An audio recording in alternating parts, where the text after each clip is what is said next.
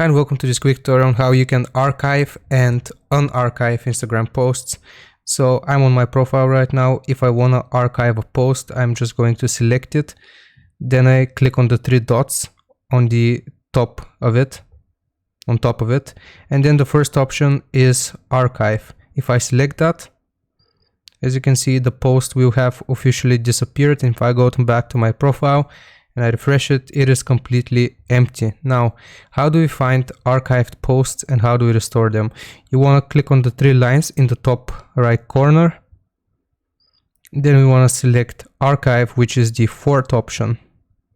Now from here, you may panic because it is completely empty, but that is the storage for your stories and your stories which are archived. You want to press on Stories Archive and then select Posts Archive.